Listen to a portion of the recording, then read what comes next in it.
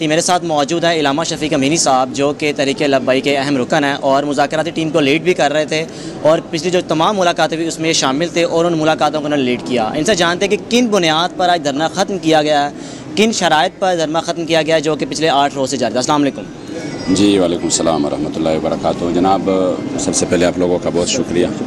अल्लाह करीम आपको जज़ाए खैर दे।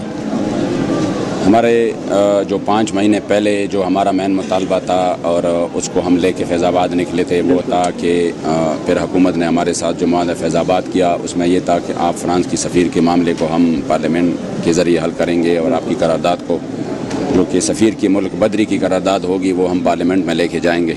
बिल्कुल। तो अल्हम्दुलिल्लाह हमें जो है ना आज उसमें बेहतरीन कामयाबी मिली है और हमारे वादे के मुताबिक हुकूमत ने आज परसों जो इजलास था उसको आज बुला के उसमें वो करारदाद पेश की है, जो कि इससे पहले जो हमारा डेडलॉक बरकरार रहा था और फिर उसके बाद हमारे अमीर मोहतरम की गिरफ़्तारी हो गई थी, तो वो भी एक करारदाद था, लेकिन उसमें हमारे मुआहदे का सिरे से ज़िक्र ही नहीं था और एक मज़म्मती करारदाद था जिसको हमने यकसर जो है ना वो मुस्तरद कर दिया कि इसमें हमारे मुआहदे का ज़िक्र नहीं है। हमें वो करारदाद चाहिए जिसमें सफ़ीर की मुल्क बदरी की बात हो। तब अल्हम्दुलिल्लाह रात को हमारे इन कारकुनान की बिलौस और लाजवाल कुर्बानियों की बदौलत ये सब कुछ मुमकिन हुआ। ठीक है, आज जो असम्बली में हुआ, सबसे पहले पीपल्स पार्टी ने बाइकआउट किया, जो कल तक भड़क रही थी कि हम तहरीक लब्बई के साथ हैं। मुस्लिम लीग नून का मौक़िफ़ था कि हम तहरीक लब्बई के साथ हैं, लेकिन आज ये वही जमातें हूँ इन्होंने उनको बाइकआउट किया इजलास का। इस पर आपका क्या मौक़िफ़ है? क्या समझते हैं कि हो क्या रहा है? वो जमातें सियासत चमकाने के लिए तहरीक इंसाफ के ख़िलाफ़ हो गई और आज जब वोट डालने की बारी, ये सब साइड पे हो गए। जब इस्लाम की बात हो, हुजूर के इश्क़ व वफ़ा की बात हो, तो फिर अगर ये आपस में जितनी भी यानी अपने एक दूसरे के साथ इख्तिलाफ़ करते हैं, लेकिन जब इस्लाम की बात पर वो तमाम के तमाम हमारे ख़िलाफ़ पैरकी हो जाते हैं। और ये हमने बार देखा है, वो पीपल पार्टी हो या जो भी हो, लेकिन अगर वो हुकूमत में नहीं है या PDM का हिस्सा है और वो एक तहरीक भी चला रहे हैं, लेकिन अगर हुकूमत उनको लगा कि हम एक बात में हम कामयाब होते जा रहे हैं तो फिर ज़ाहिरी बात है फिर उन्होंने तो बाइकाट करना ही है। लेकिन चलो ये कौम भी देख रही है कि जिन्होंने इस मुल्क में जो कि सियासत में जो सबसे ज़्यादा अरसा गुजारा और उनके पास यानी पूरे एक पार्लिमानी ताकत और क़ुव्वत है और एक पूरा सूबा तो इनके साथ तकरीबन हर वक्त रहता है, वो इस इंतहाई अहम और हसास तरीन मसले में किन के साथ खड़े हो गए। हम तो कौम को ये दिखाना चाहते थे कि आपके वोट और आपकी ताकत से जो लोग आइन साज और कानून साज असम्बली के मेंबर बन जाते हैं, तो हम आपको दिखाते हैं कि फिर इतने अहम मसले में कि जब उनकी ज़ात पर बात आती है तो ये हर हद पार कर जाते हैं। जब हुजूर की इज़्ज़त आबरू की बात हो तो वह करारदाद भी पास नहीं कर सकते।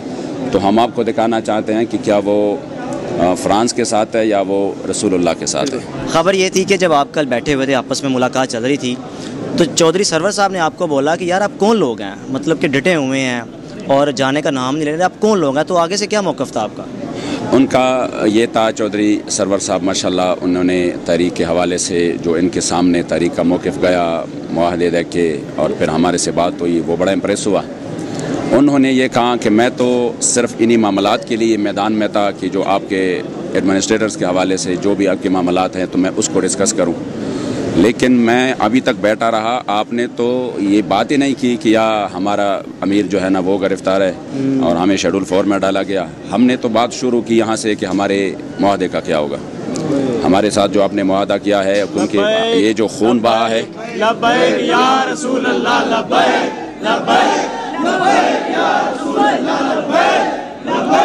कि ये जो खून बहा है तो किस लिए बहा है। हमने कहा ये जो लोग बाहर निकल आए तो इस वजह से नहीं आए। वो अक्सर सवाल करते हैं कि एक बंदे की गिरफ्तारी पर अपनी पूरा जो है ना 192 जगह पर धरना ही शुरू किया, तो ये गलत सवाल है। सर, आखिरी सवाल करना चाहूँगा, जुम्मे के रोज़ जो इजलास दोबारा तलब किया गया, अगर फैसला होता है कि नहीं निकाला जाता सफ़ीर को या करारदाद पास नहीं होती, उसके बाद क्या लाहेअमल होगा? उसके बाद हम यकीनन कौम के पास जाएंगे इनके ख़िलाफ़ कि देखो आप अपने मिनाज से पूछिए कि वो आपकी वोट को इन्होंने कहाँ पे इस्तेमाल किया। यानी कि आप दोबारा फिर फैज़ाबाद का रुख करेंगे?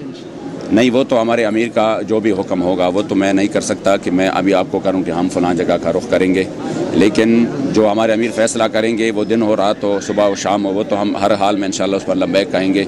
लेकिन ये है कि पूरी कौम के सामने इंशाअल्लाह ताला इनका जो असल चेहरा है वो सामने आ जाएगा।